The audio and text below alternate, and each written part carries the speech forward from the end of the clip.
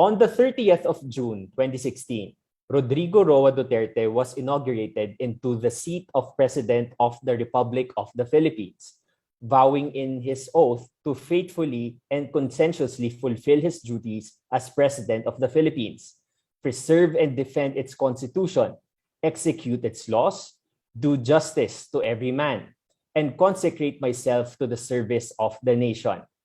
Then, 6 years passed. What exactly happened in these 6 years? Why is this election the most important event in 2022? Taking from a popular movie title, we know what this administration did last summer, and the last, and the last, and the last, and the last, and the last. Let's talk transparency and accountability in this last episode of our special issue series. Kabataan, it's now time. Now, Youth Talk. How do I reconcile my loved one's political How do we differences? campaign in a How do pandemic? we engage our candidates? How do we What talk to if our I don't community? like my elected officials? How do you respond to respect my opinion? It is now time for the voice of the youth to be heard. Now, Youth Talk. Kabataan ang maririnig, katotohanan ang mananaig. Oras na tayo na, boto mo'y mahalaga. Kung hindi ngayon kikilos, kailan pa ba?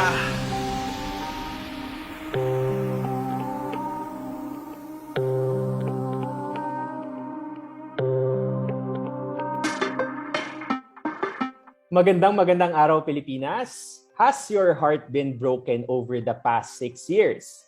Mine surely has been broken, but let's talk about why later. I am Jules Giang from Rappler, and I will be your host for today's discussion on transparency and accountability.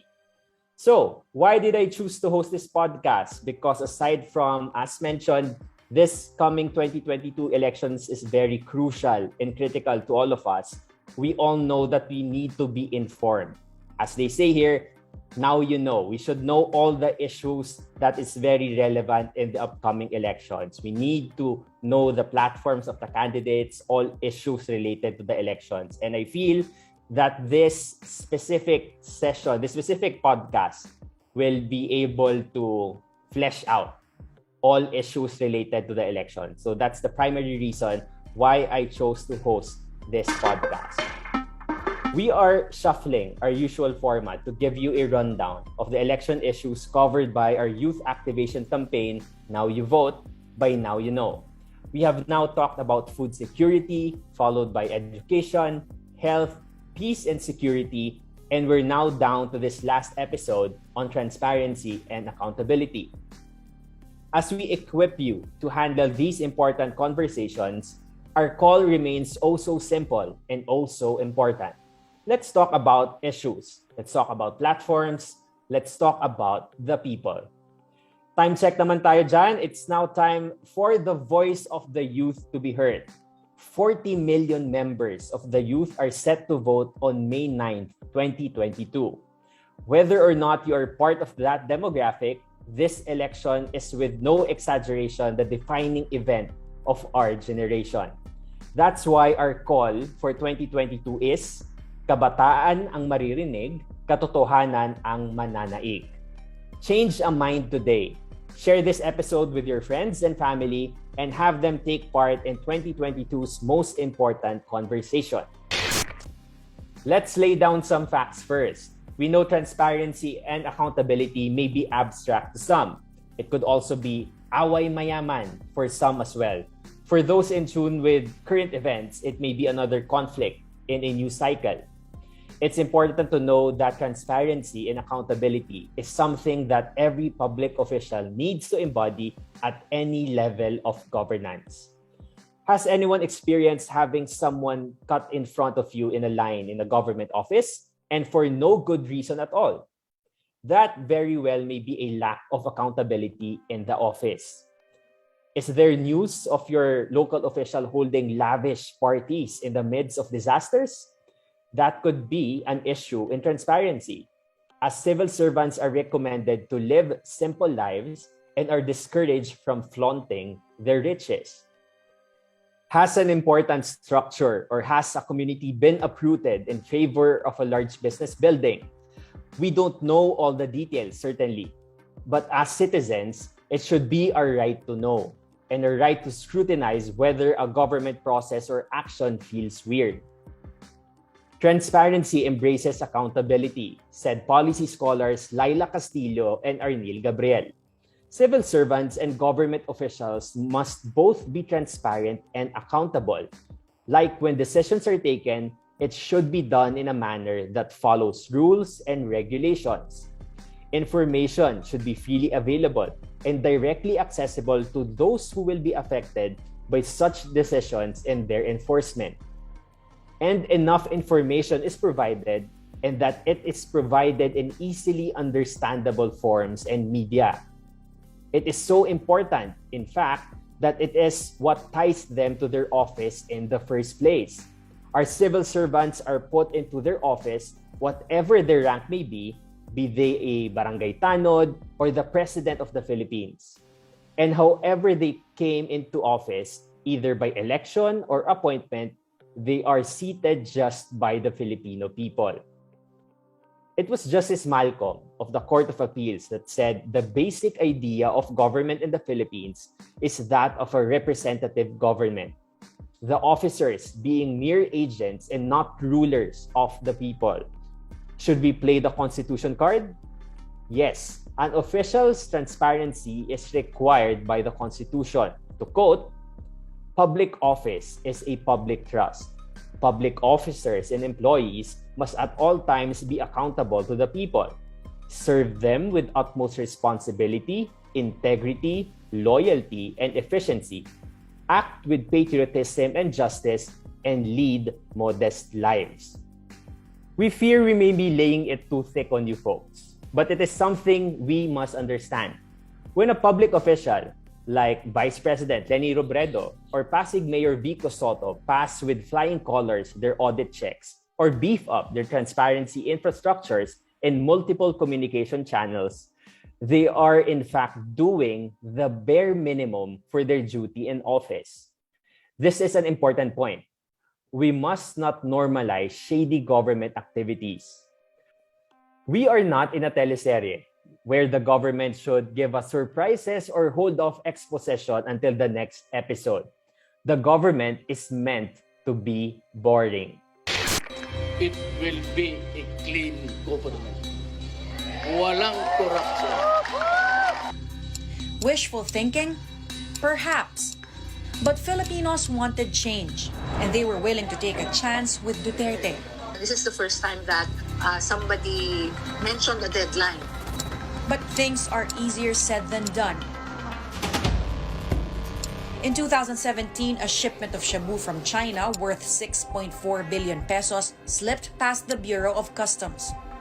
Either customs is incompetent or corrupt. Only one customs broker and two other Filipinos faced charges. Customs Chief Nicanor Faldon was exonerated by the Justice Department and ultimately by Duterte himself. Former PDEA Director General Isidro La Peña would replace Faldon at Customs. In his watch in 2018, the biggest shipment of shabu yet, worth 11 billion pesos, again eluded customs agents. The rigodon of officials tainted with corruption would continue in his administration, despite his pronouncements that they would be booted out with even just a whiff of it. In 2017, Duterte created the Presidential Anti-Corruption Commission, or PACC, via an executive order. The PACC has tagged the Public Works Department, the Bureau of Internal Revenue, and Customs as the top 3 most corrupt agencies. But in early 2020, all eyes turned to the Immigration Bureau and its so-called Pastilla scheme. According to one senator, the Pastilla scheme masterminds netted some 40 billion pesos while running the operation. In the thick of the health crisis last year, an anti-fraud legal officer of the Philippine Health Insurance Corporation resigned due to alleged widespread corruption in the agency. Base sa aking investigasyon ng perang nawaldas at o ninakaw ay kumulang 15 billion pesos. PhilHealth officials, including the agency's former president Ricardo Morales, are facing graft complaints before the Office of the Ombudsman. Speaking of indictments, The number of cases filed at the anti-graft court started to go down when Duterte's appointee, former Sandigan Bayan and Supreme Court Justice Samuel Martires, took over in 2018. Martires has been criticized for implementing policies that go against his mandate as ombudsman. He has moved to stop lifestyle checks. Martires also restricted public access to statements of assets, liabilities, and net worth or SALN, saying the document had been weaponized against government officials. In his 2019 SONA, he practically threw in the towel. I have identified the enemy who dump us into this quagmire we are in. I have met the enemy face to face, and sadly, the enemy is us. President Duterte has vowed to fight corruption until the end of his term. But with less than a year to go before he leaves Malacanang, and with corruption still entrenched in some of the government's most corrupt agencies, Duterte has yet to fulfill a major campaign promise. AC Nichols, CNN Philippines. More weight needs to be added to the gravity of corruption in the Philippines. But just what is corruption? Transparency International defines corruption as the abuse of entrusted power for private gain. The same organization listed the different forms that corruption takes, such as public servants demanding or taking money or favors in exchange for services, politicians misusing public money or granting public jobs or contracts to their sponsors, friends, and families, or corporations bribing officials to get lucrative deals. To put it simply, corruption is defined as the use of public office for private gain, or in other words, use of official position, rank, or status by an office bearer for his own personal benefit. How does this affect us, Filipinas? Public fraud reflects not only the type of government the country has, but also the apparent situation of millions of Filipinos who are under this type of leadership. These include political costs, your freedom and rule of law, social costs, your participation and even your trust in government, environmental costs, your chance for a healthy environment and a sustainable future, and economic costs, your opportunity to build and grow wealth. The Department of Finance, or DOF, says that for every 100 pesos contributed through tax, 60 pesos is given to the national government, while 40 pesos is given to local governments. Now, we have mentioned before that transparency and accountability needs to be embodied in every level of Philippine governance. How exactly does the Chief Executive embody this? Let's talk about this in the next section. I do not know if that has not been made available, but what I'm sure about is it's been filed. How about through the 2019 SALN? You promised to check if it has been submitted. I'm sure it's been submitted, but whether or not it will be made public is outside of the jurisdiction of my office. But I'll inquire from the Office of the Executive Secretary. Sir, how come you haven't discussed this issue yet on the possibility of making this public? Because, sir, it's a public interest document, right? And the President has consistently said that he respects FOI and that he would like to encourage all officials to publicize their SALNs, but he himself isn't doing it. I mean, have you even discussed the reasons why it's been kept from the public for so long? I don't think the President is keeping anything from the public. The fact is, he's the only branch of government that has in fact issued an executive order, number 1 on transparency, and that is FOI in the executive branch of government. If you think it's not being made available to you, I enjoin you to resort to the EO1 in seeking the document that you want. Statement of Assets, Liabilities, and Net Worth, or SALN, which all public officials and employees are mandated to file, is the means to achieve the policy of accountability of all public officers and employees in the government. By the SALN, the public are able to monitor movement in the fortune of a public official. It is a valid check and balance mechanism to verify undisclosed properties and wealth. The Inquirer reported that President Duterte is only respecting the guidelines issued by the Office of the Ombudsman on the release of his salin. And several arguments have been floated across the islands, saying either the president has the right not to disclose his financial situation as enshrined in his right to privacy, or that the president's private life cannot be separated from his full-time commitment as country's chief executive. We are of the latter, and to quote Irene Aguila, co-convener of Right to Know Right Now Coalition, the spirit of accountability is one thing. How can the people trust the government if there is no transparency?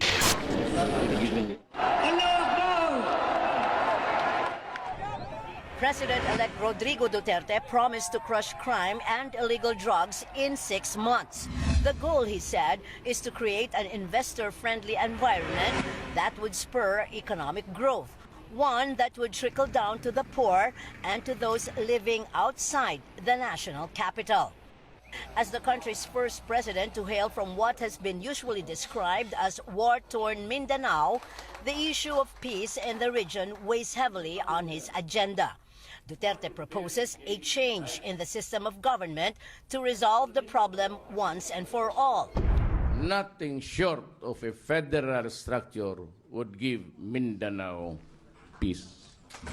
To achieve long and lasting peace, Duterte also vows to resume peace talks with all rebel groups to heal the wounds that have fractured the nation for so long. I would call for an all-inclusive talks with everybody. The Moro, the NPA. Duterte also promised solutions to issues surrounding 2 of his predecessors, starting with the detention of former President Gloria Macapagal Arroyo at the Veterans Memorial Hospital as she stands accused of plunder. She deserves to be released. She has been detained for so long, the trial delayed. More controversial is the issue of burying the late dictator, Ferdinand Marcos, alongside the nation's heroes. I will allow the burial of President Marcos sa libingan mga bayani, not because he is a hero, but because he was a Filipino soldier. Duterte's appeal to the masses was enhanced by promises that directly affect them, like the vow to end labor contractualization. The moment I assume the presidency, contractualization will stop. They have to stop it. The incoming president promised to look into possible tax cuts to ease the burden of minimum wage earners. And he will continue the government's pro-poor programs. Duterte was more cautious in promising solutions to the traffic problem and decongestion of urban centers, particularly Metro Manila. Taking care of the environment is one of Duterte's advocacies. In making money out of the precious metals of the earth that belongs to the Filipino people, you have to do it right. If you cannot do it right, then get out of mining. On the issue of the West Philippine Sea, Duterte is open to talks with China to resolve maritime claims and ease the tension in the region. I will have to talk to them because they are not ready for a multilateral. I am willing to talk bilateral with the China. Throughout his campaign, President-elect Duterte has made a lot of promises. The Filipino people have pinned their hopes on his promises of change. The ball is now on his court to make good those pledges that catapulted him from Davao City to Malacanang. Doris Bigornia, ABS-CBN News. Duterte in 2016 came into power, bringing an optimistic view of the Philippines to many of his supporters and allies. Strong and decisive action was promised against drugs and criminality, and in favor for our territorial sovereignty and the rule of law.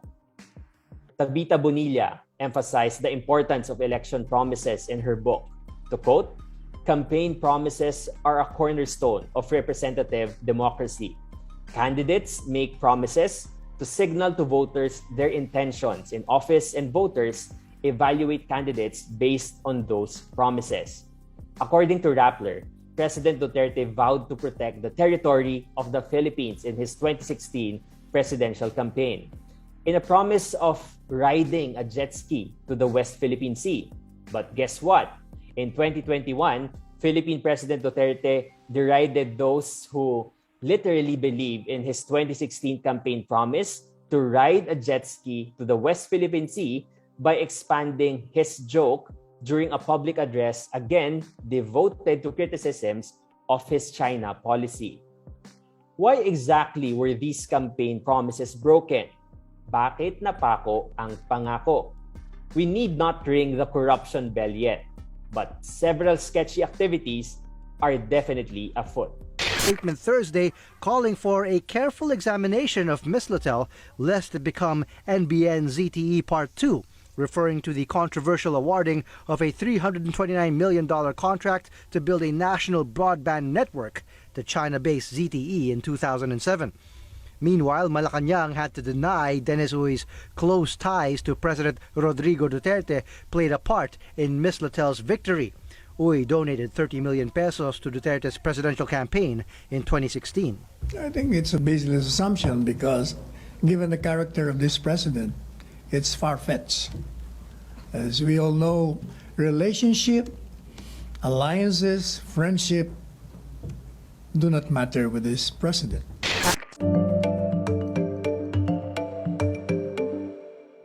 President Rodrigo Duterte slammed Senator Richard Gordon for criticizing his prerogative to appoint former military men to government positions. Ano ba ang problema niya? Mas gusto ko sa military. This comes after Gordon's remark following the suspension of some of the gaming operations of the Philippine Charity Sweepstakes Office, or PCSO. Gordon said Duterte should not appoint military men to government positions after he fired retired General and PCSO General Manager Alexander Balutan in March over serious allegations of corruption. Duterte says he prefers working with military men because they are more efficient and honest. Ang tanong niya sa akin, ano daw ang nakita ko sa military? Well, one, sabihin ko sa iyo, I can move faster with honesty. Mahirap maghanap ng tao na honest ngayon. Pangamba ang poll watchdog na kontradaya. Kung talagang kukumpirmahin ng Committee on Appointments, pwedeng ito yung maging signal na magiging Duterte-controlled na yung COMELEC, lalo na kung i-considera natin na mag-e-expire na yung termino ni Commissioner Rowena Guanzon 3 months before the elections. Kaya delikado ito para sa integridad ng darating na halalan. Nikkei Asia reported that 4 days into Duterte's presidency, he said the plan is to destroy the oligarchs embedded in the government. A term has shamefully been coined to describe that these news stories denote. The padrino system, or patronage in Filipino culture and politics, is the value system where one gains favor, promotion, or political appointment through family affiliation or friendship as opposed to one's merit. The Philippine government is sinking deeper in debt. From 396 billion pesos in 1986, national debt rose exponentially to dizzying 9.4 trillion pesos. That means every Filipino owes local and foreign lenders 87,000 pesos, which even the unborn will inherit. Kailangan talaga natin for this time, yung lalo na yung nagkaroon tayo ng pandemic. Sa mga build and everything, I think fair enough pa rin ang government. Most nations, even the US, have not entirely paid their debt, especially after the bitter World War II. What governments do is to try to stop the debt from growing and balance the budget, or when income minus expenditures equals zero, much like when a family spends within its means and do not borrow. But the Philippines has been borrowing, especially amid the pandemic, big time from the World Bank, the ADB, and other lenders. Latest Treasury data show government income shrinking by almost half from last year's level, while spending jumped, especially from the start of the lockdown, by almost double from last year's tally. That's not a balanced budget, and thus the cycle of borrowing. Combine that with economic recession, that's a red flag for Moody's, which forecasts a debt shock for Asians like the Philippines, Indonesia, and Sri Lanka by 2021. Analysts think that's sounding the alarm before a ratings downgrade. So ngayon pa lang parang nagpaparamdam na sila na kung hindi nyo mapabilis ang paglago ng ekonomiya nyo, may chance na mag-downgrade kami. No? But the Bangko Sentral says don't look at debt in terms of trillions of pesos. Because when you compare it to the economy, that whopping 9.4 trillion is still below the 60% benchmark that investors frown upon.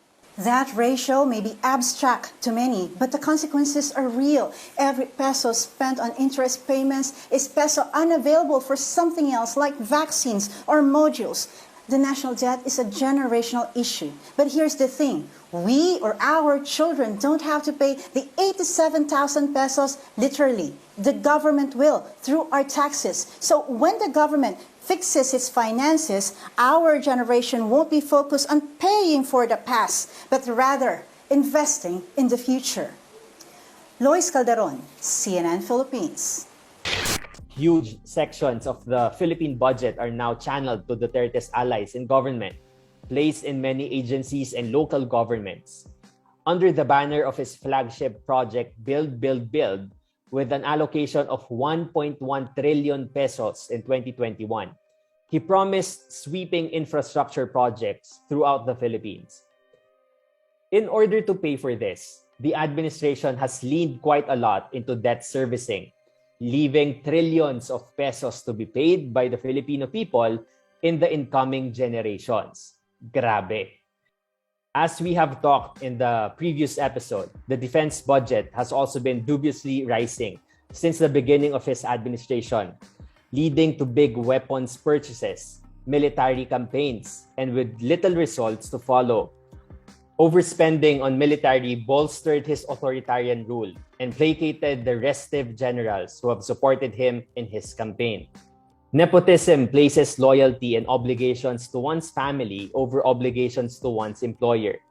We cannot reasonably expect people to abandon the love and support of their families, the primary sources of people's identities and the sources of emotional, social, and financial support for most people for a particular job. Nepotism is damaging because any claims that family members make must take precedence over any organizational requirements. Nepotism and cronyism are bad for employees who are forced to weigh conflicting obligations. They are bad for co-workers who become demoralized when they suspect the worst. And they are bad for organizational performance. How bad is it exactly for corrupt officials to run free with impunity? Let's listen to the next soundbite. Inaabangan ngayon kung aarestuhin na ang mga tatlong senador na inirekomendang makasuhan ng plunder at graft ng ombudsman kaugnay pa rin sa pork barrel scam. Nagpapatrol Adrian Ayalin. Inirekomenda na kahapon ng ombudsman na kasuhan ng plunder at graft kaugnay ng pork barrel scam sina Senador Juan Ponce Enrile, Bong Revilla, Jinggoy Estrada, Janet Lim Napoles at iba pang dawit sa kaso. Tinatanong ngayon ng marami kung kailan maaaresto ang mga sangkot sa anuman. The Priority Development Assistance Fund or PDAF, more popularly called as the pork barrel, is the lump sum discretionary fund allotted to members of Congress for spending on priority development projects. Once again, the pork barrel becomes the center of controversy for the umpteenth time. A whistleblower divulged that the anomaly was orchestrated by one Janet Lim Napoles, a businesswoman who is accused of embezzling 10 billion pesos in the PDAF. It is alleged that some legislators endorsed the transfer of money to bogus non-government organizations managed by Napoles. This was an issue abuzz during the administration of the late President Benigno Aquino III. Our corruption perception index rank during that time was at 101. Today, several of the scam's perpetrators now run free, especially to run for office in the upcoming election. The senators keep looking for the technical and financial requirements of formally Wala ka na pakialam dyan. Parmalee is really a Parmalee corporation sa Singapore. Doon yung nag-provide. Ito si Michael Yang, whom I knew for the last 20 years na negosyante ng Davao. Siya yung inutusan ko initially noon nung I made contacts with the Chinese. Eh, siyempre may negosyo, nakikisali. Negosyante. Ano ba magawa mo? Ito na ngayon, ang ginaano nila, wala silang makita, yung Parmalee. Yung Parmalee, what is clear is that there was this contract, there was delivery, kumpleto lahat, specifications, as to quality, quantity, and all. Tapos, after delivery, bago pa nagbayad ang Pilipinas. In President Rodrigo Duterte's Monday briefing, the embattled health chief expressed his frustration for being dragged in the PhilHealth controversy. Yung mga pumirma, hindi na-recommend for filing of the cases. Yung hindi pumirma, yun lang ang idinawit. Parang, bakit naman ganon? But height of injustice, unfairness, and masakit po yan, sir. Yung hindi ka nga pumirma, ikaw pa yung idinadawit. Ipinipilit na idawit. Yun sarang hindi ko matanggap lang sa dibdib ko. Hindi ako nakakatulog ko dahil dito, sir. The president was quick to console Duque. I have full trust in you. Ang akin lang naman yan yung corruption. Wala ka doon sa ano. Tinignan namin yung papel. There's an investigation going on. Let it be. DevX, a media corporation, enumerated the corruption allegations for the Philippine Health Insurance Corporation or PhilHealth, including questionable funding to non-COVID-19 health facilities and alleged overpricing of proposed procurement of several pieces of IT equipment. Lawmakers found it questionable that some institutions that are non-COVID-19 health facilities or reported few COVID-19 cases received large amounts of funding and received payments within just a few days compared to others. They also questioned why some hospitals that didn't have PhilHealth accreditation and have pending cases of alleged anomalous monetary claims also received funding under the mechanism. The report also recommended charges be filed against officials involved in the alleged overpricing of proposed procurement of several pieces of IT equipment. Ibon Foundation said the government is using the pandemic as a smokescreen to finance its indulgences, such as infrastructure and militarism. This happened within the current administration. To quote our many netizens, in the middle of this Panasonic? Yeah, in the middle of a pandemic. We'd like to have a lighter tone in the podcast, but we wish these officials a conscience at the very least in this time where we need to be compassionate. We harbor no suspicions of corruption in Malacanang until we see it with our bare eyes. But their non-compliance to many bare minimum government procedures and the amount of promises broken ring many familiar bells. The Sandigan Bayan 5th Division orders the arrest of former First Lady and Ilocos Norte 2nd District Representative Imelda Marcos after she was found guilty of 7 counts of graft. Grace Casin tells us why. Sandigan Bayan 5th Division has sentenced Ilocos Norte 2nd District Representative Imelda Marcos to imprisonment of a minimum of 6 years to a maximum of 11 years after she was found guilty of 7 counts of graft. The 89-year-old former First Lady was also perpetually barred by anti-graft court from holding public office. The decision was connected to a case filed in 1991 when Marcos was charged with 10 counts of graft for having financial interests in creating private institutions in Switzerland from 1978 to 1984 while holding several positions in the government. The case particularly referred to Marcos' position as Governor of Metro Manila and Minister of Human Settlements. Si First Lady Imelda Marcos po ay convicted doon sa mga Swiss accounts, sa Swiss foundations. Meron po kasing 7 Swiss foundations that were created by the Marcoses. Tapos doon pumapasok yung mga foreign currencies. And then they'll close one and then tatransfer nila doon sa isa. Then these 7 Swiss foundations connected po sa isa't isa. Kaya as to the question on how much would be the total, iba-iba ho kasi yung currencies eh. So siguro abot ng mga, kung hindi mga $200 million siguro. The anti-graft court, however, acquitted her in 3 graft cases. The trial on the case is the longest in the anti-graft court's history, reaching nearly 3 decades or 26 years. In response to the ruling, Akbayan Party List Representative Tom Villarin said Marcos should be arrested and should not be allowed to invoke age nor humanitarian grounds in serving her sentence. The Commission on Human Rights also welcomes the court decision, saying this is a triumph for Filipinos, especially the victims of Marcos.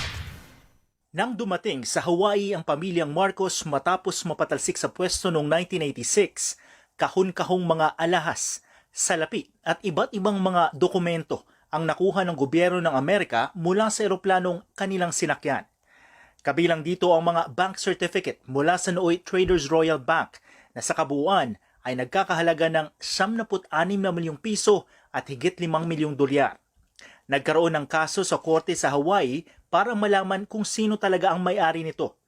Pero nakipagkasundo si dating First Lady Imelda Marcos. Ililipat nila ang kanilang interes sa mga nakumpiska sa gobyerno ng Pilipinas kapalit ng pagbasura ng mga kaso laban sa kanila. Pero nang ipa-encash na ng gobyerno ng Pilipinas ang mga bank certificate, tumanggi ang Traders Royal Bank. Nagsampa ng kaso ang Presidential Commission on Good Government o PCGG laban sa bangko noong 1997. Makalipas ang 24 na taon, nagdesisyon ng Sandigan Bayan. Dapat bayaran ng Traders Royal Bank na ngayon ay isa ng holdings company ang naturang halaga at interes. Para sa isang mambabatas, patunay ang desisyon ng korte na meron ngang nakulimbat na nakaw na yaman ang mga Marcos. This debunks the revisionist narrative of the Marcos loyalists, no? That the Marcos family and his cronies did not commit plunder and had no ill-gotten wealth, no? From the during the time that the dictator was in Malacanang, no? Very clearly, this foreign judgment that is now being recognized by the Sandigan Bayan is proof that when the Marcoses fled to Hawaii, no, dala-dala nila hindi lang billion, no, na cash and other proof of funds that they plundered. Bukod sa kasong ito, may ilang desisyon na rin ang mga korte sa loob at labas ng bansa na nagdeklarang may ill-gotten wealth ang mga Marcos. Kabilang ang isang 2003 desisyon ng Korte Suprema na nagsabing inamin ng pamilya Marcos na pagmamayari nila ang may $658 million na nasa Swiss banks. Si Imelda mismo na-convict din ng Sandigan Bayan dahil sa pagtatag ng illegal na mga Swiss foundation. Simula nang itatag ang PCGG, nasa 174 billion pesos o $3.4 billion na halaga na ng nakaw na yaman ang na-recover mula sa pamilya Marcos. Pero ayon kay Zarate, kulang pa ito.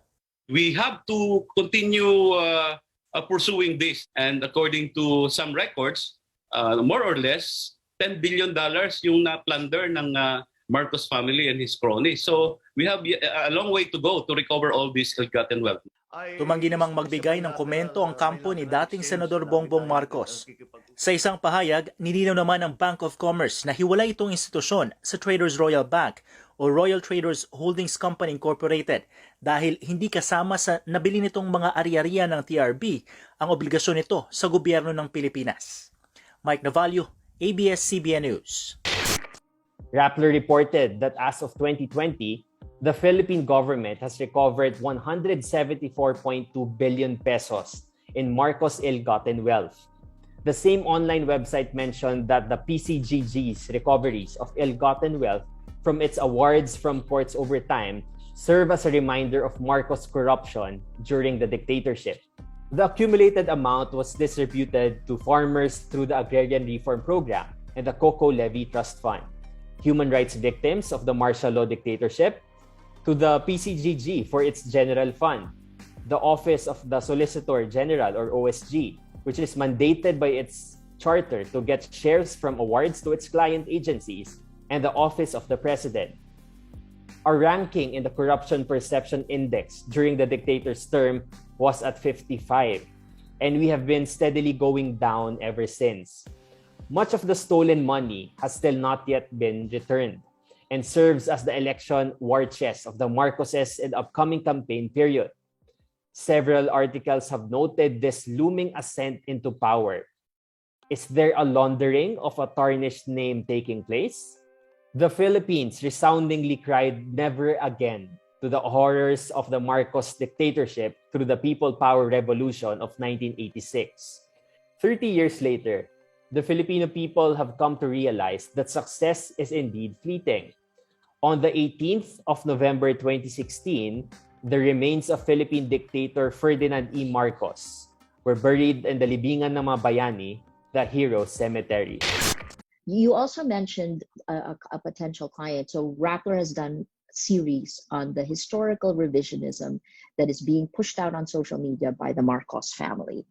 Ferdinand Marcos, a dictator, he declared martial law in 1972 and he was in power for 21 years. His son, Bongbong Marcos, ran for vice president in the 2016 elections. And we have chronicled how they have shifted and convinced people that the Marcoses are really, really good people. I mean, it's this, have you seen, you said you saw things going through historical revisionism at this scale. We have a lot of reports on this. What can you say about that? So we had a request straight from Bongbong Marcos to do family rebranding.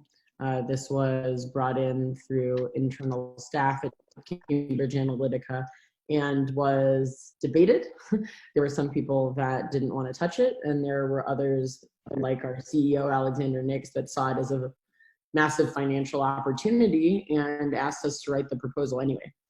So as you call it, historical revisionism, that's exactly what it is, but it's done in a data-driven and scientific way.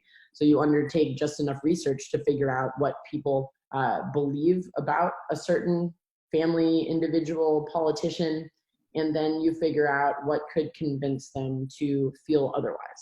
And you run tests until you actually start to see people's opinions and attitudes changing.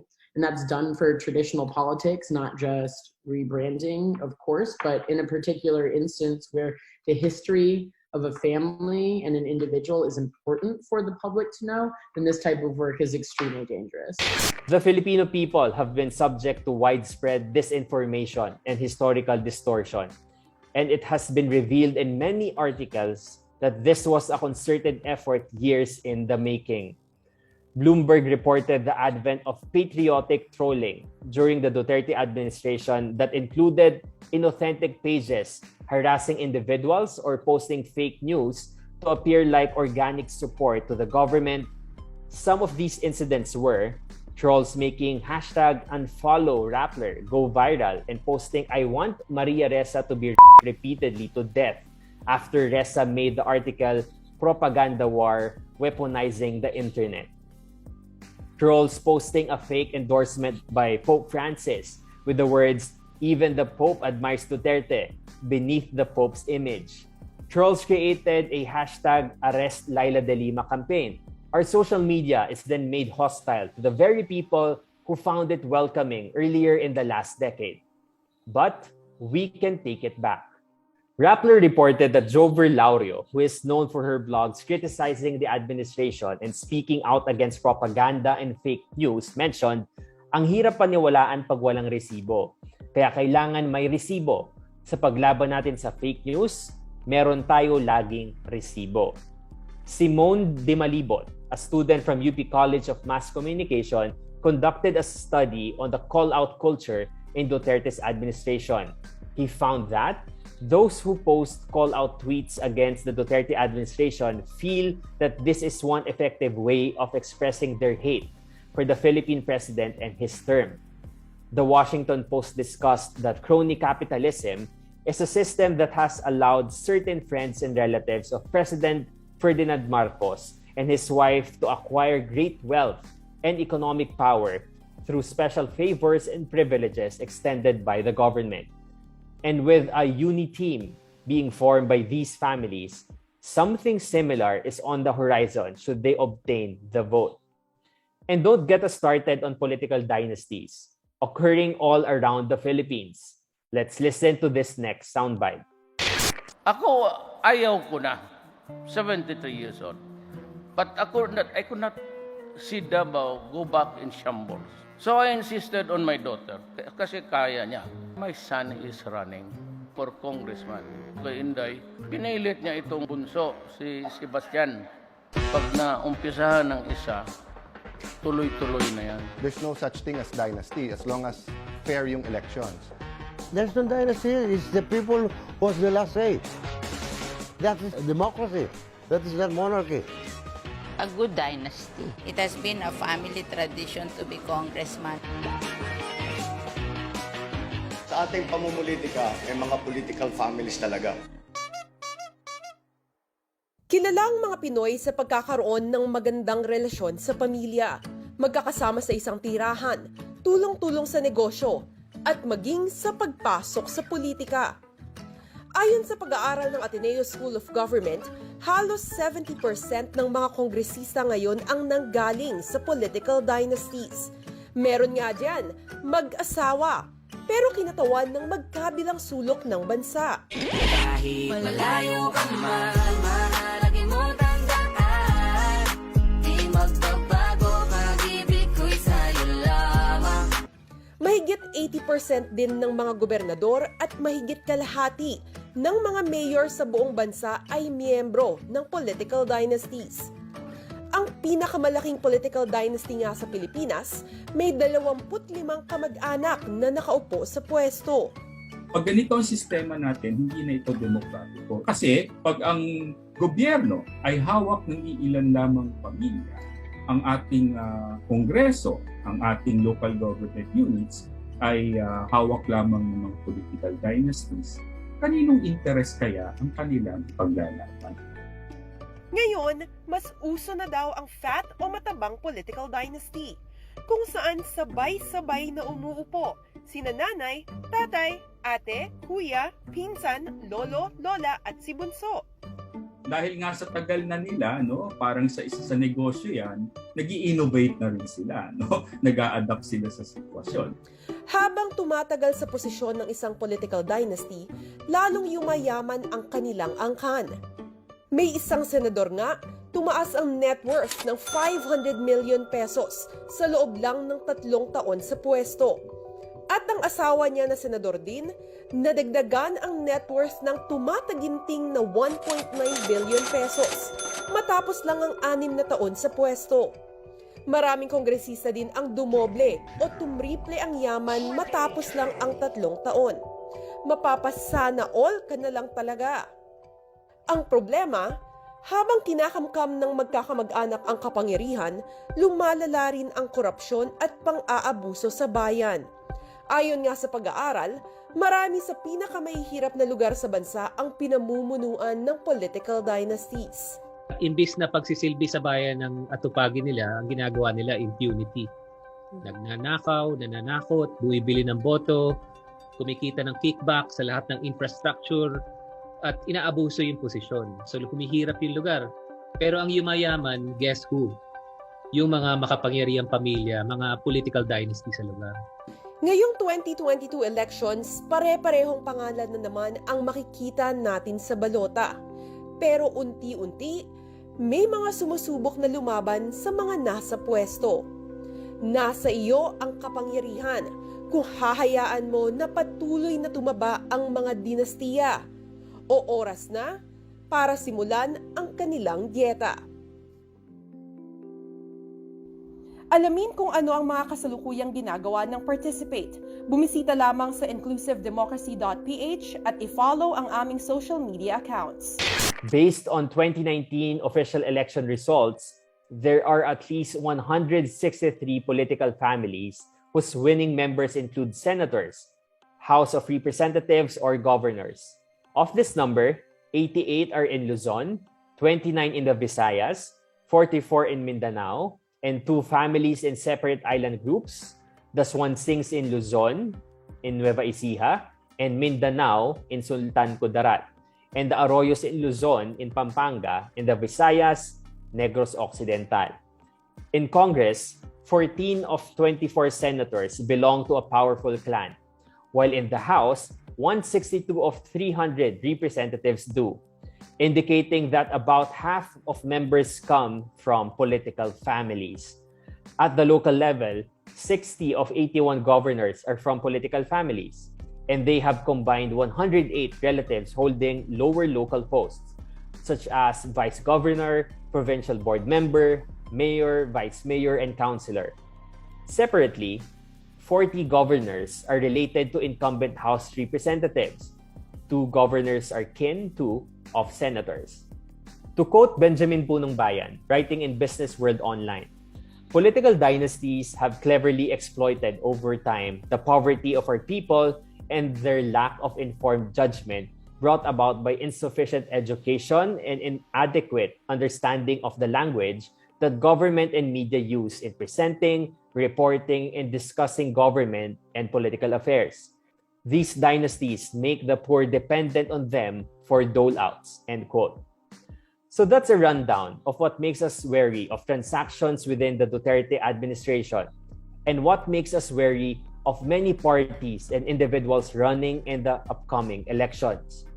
According to the Corruption Perception Index of Transparency International, the Philippines ranked 115th out of 180 countries with a score of 34. Efforts to control corruption in the Philippines mostly appear stagnant since 2012. Many changes need to be made to our system.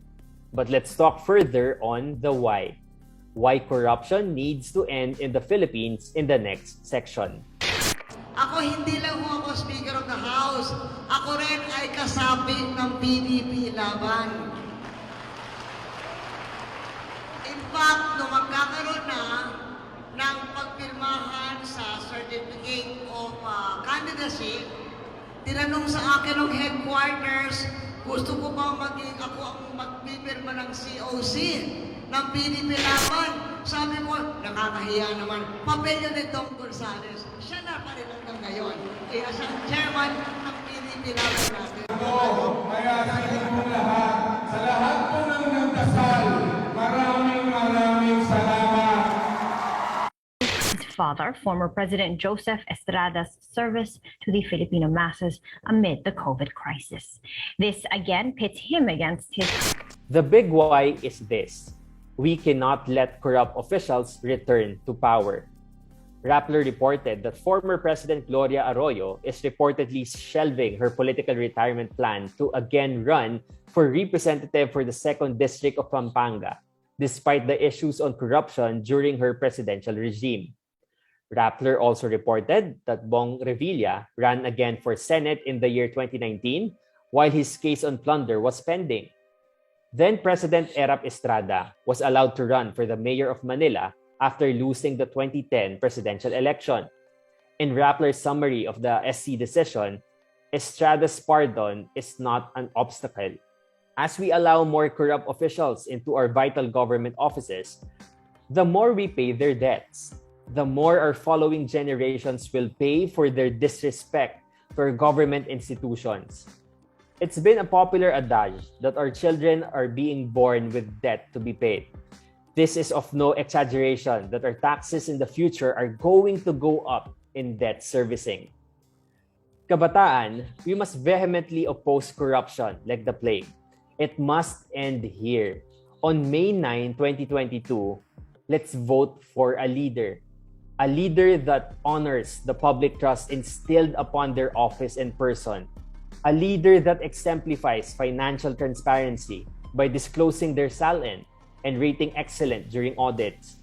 A leader that respects and strengthens independence of our branches of government from familiar or friendly conflicts of interest. A leader that champions a strong platform against corruption. And finally, advocates through policy against the padrino system towards ending political dynasties and patronage politics. Folks, if a system is broken, we need to change it. It's high time to bring the power back to the people. And that's it for our crash course on transparency and accountability. Ngayong 2022, ang panawagan ng Now You Vote ay kabataan ang maririnig, katotohanan ang mananaig. It's time to exchange your views and knowledge with your peers.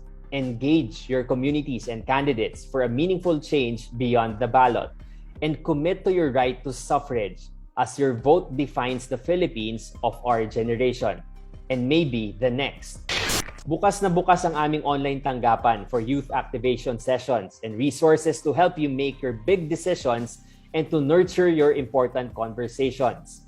Email us at secretariat.nyv@gmail.com. And you can now also join our Discord server. Makiugnay, makipagtalakay at bumoto kasama ang inyong kapwa kabataan sa discord.gg/nowyouvotehub. This has been Jules Giang reminding you to participate in the 2022's most important conversation and to make your 2022's biggest decision on May 9, 2022. See you sa ating next episode. Kabataan ang maririnig, katotohanan ang mananaig. Oras na, tayo na, boto mo'y mahalaga. Kung hindi ngayon kikilos, kailan pa ba?